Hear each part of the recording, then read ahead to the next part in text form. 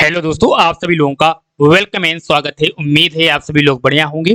कई ऐसे सवाल आप लोगों ने कमेंट में पूछे थे, टेलीग्राम में, व्हाट्सएप में भर भर के पूछ रहे हैं लगातार। वो सबसे बड़ा सवाल जो है वो है सीटेट में परीक्षा सेंटर में बदलाव को लेकर। तो ये अपडेट आपको आज देंगे। डीएसएसबी में भर्ती जो है तो वो सीटेट जो इस बार दे रहे हैं वो लोग अप्लाई कर पाएंगे या नहीं, क्या अपडेट है। ये दो खबरें हैं महत्वपूर्ण आप लोगों के लिए।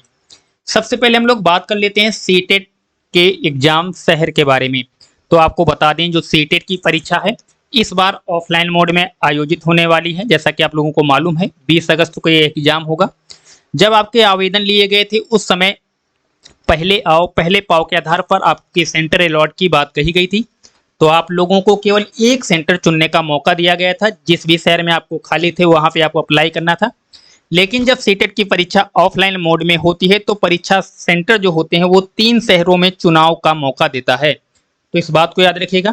तो जो आपके परीक्षा सेंटर हैं वो आपको नज़दीकी परीक्षा सेंटर मिलेगा, इस बात में शंका और संदेह नहीं रखना है आपको। तो जो लोग इस चीज़ को लेकर पूछ रहे थे क्या हमें नज़दीकी सेंटर उपलब्ध होगा या नहीं, तो बिल्कुल आप लोगों का जो नज़दीकी सेंटर होगा वो आपको बिल्कुल देखने को मिलेगा। अब ये नज़दीकी सेंटर जो है वो कैसे देखने को मिलेगा, कुछ लोगों का सवाल ये था कि हमें अपने नज़दीकी शहर में कहीं पर भी ऑप्शन नहीं दिख रहा था जब हमने आवेदन किया था।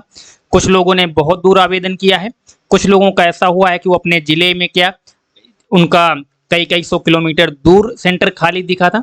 तो ऐसे में उनको ये सबसे बड़ी शंका है उनके मन में कि क्या उनका जो सेंटर है वो नज़दीकी सेंटर किस आधार पर चुना जाएगा।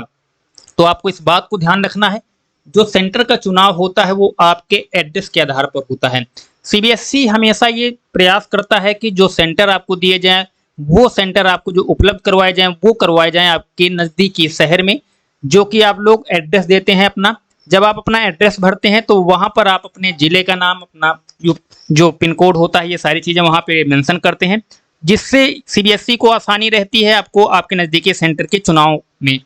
सबसे चीज़ें ये हैं कि जो ऑफलाइन एग्जाम होता है सीबीएसई के द्वारा कराया जाता है सीटेट का, इसमें जो एग्जाम होता है वो एग्जाम ऑफलाइन में जब होता है तो सीबीएसई के जो विद्यालय होते हैं वहाँ पर सेंटर बनाए जाते हैं।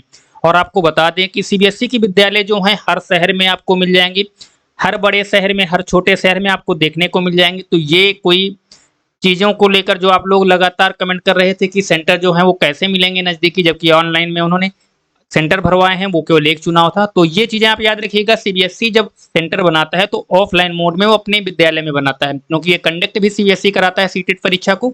तो जो आप लोगों का सेंटर है, सवाल ये था कि सीटेट का जो सेंटर नज़दीकी है वो आपको मिलेगा या नहीं, तो बिल्कुल आप लोगों का सीबीएसई को आपके नज़दीकी सेंटर अगर उपलब्ध रहता है तो पूरा सीबीएसई प्रयास करता है कि आपको सबसे नज़दीकी सेंटर उपलब्ध करवाया जाए।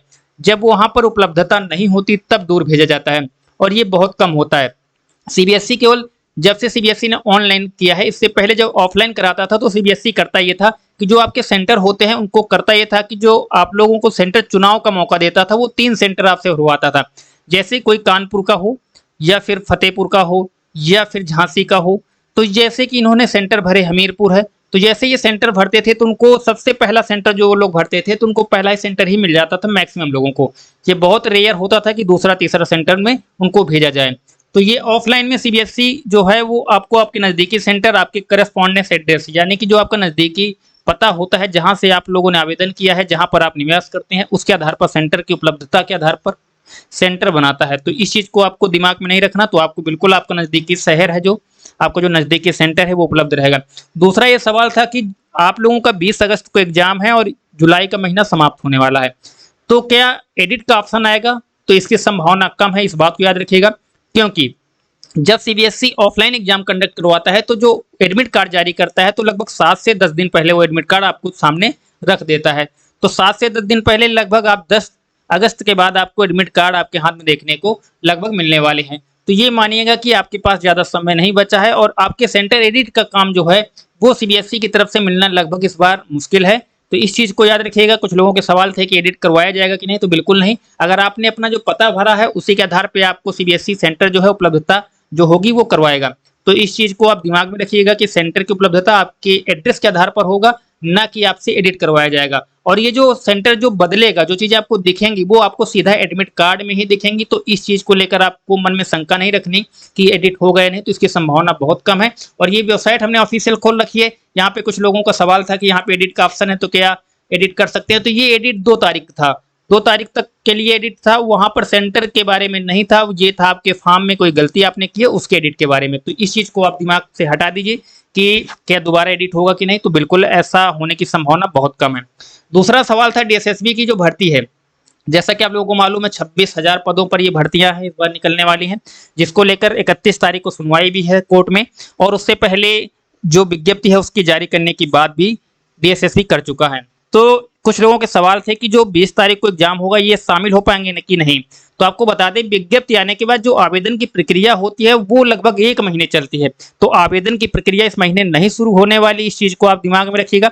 और जब आवेदन की प्रक्रिया शुरू भी होगी, अगर आपके 15-20 तारीख से अगर शुरू भी होती है, तो आपका तब तक रिजल्ट आ जाएगा। क्योंकि सीबीएसई इस बार से सीटेट की 2 परीक्षाएं करवाएगा, एक जुलाई में और एक दिसंबर में। जब ऐसा कंडक्ट करवाता है, जुलाई और दिसंबर में जब परीक्षाएं होती हैं, 2 बार होती हैं साल में परीक्षा सीबीएसई के द्वारा कराई जाती है सीटेट की। तो इसमें होता ये है कि जो रिजल्ट है वो लगभग आपका 25 से 30 दिन के अंदर जारी हो जाता है। तो आपके जो सीटेट का रिजल्ट है वो आपको आपके हाथ में देखने को मिल जाएगा। तो इसलिए आप लोगों को परेशान नहीं होना। डीएसएसबी की 26,000 जो भर्ती आएगी, तब तक आवेदन करने का सभी लोगों को लगभग मौका मिल जाएगा, क्योंकि रिजल्ट भी आपको आपके हाथ में देखने को मिल सकता है। तो इस चीज को लेकर काफी लोगों के सवाल थे, तो उम्मीद है कि ये सवाल जो थे आप लोगों के ये हल हो गए होंगे। एक सवाल पूछा था किसी ने कि जो इस बार बिहार शिक्षक भर्ती हो रही है, तो बिहार शिक्षक भर्ती में क्या सीटेट की जो परीक्षा 20 अगस्त को होने वाली है, इसमें अगर फेल हो जाती हैं तो क्या वो एलिजिबल रहेंगे? तो बिल्कुल नहीं रहेंगे एलिजिबल, इस बात को ध्यान रखिएगा। अगर आप सीटेट की परीक्षा पास नहीं कर पाते तो बिहार शिक्षक भर्ती से आप पहले ही बाहर हो जाएंगे। तो आपका पूरा फोकस जो सीटेट की परीक्षा पास करने में होना चाहिए, ना कि आपको इधर उधर दिमाग लगाने में। तो उम्मीद है कि आपके सारे सवाल जो थे वो हमने ले लिए हैं, तो ये आपके जो डाउट हैं वो क्लियर हो गए होंगे। कोई सवाल है तो कमेंट में पूछ सकते हैं। फिर मिलते हैं नए वीडियो में नई जानकारी के साथ। अगर चैनल को सब्सक्राइब ना किया हो तो कर लीजिए, वीडियो शेयर नहीं किया तो कर दिया करिए। फिर मिलते हैं नई वीडियो में नई जानकारी के साथ, तब तक के लिए जय हिंद, वंदे मातरम।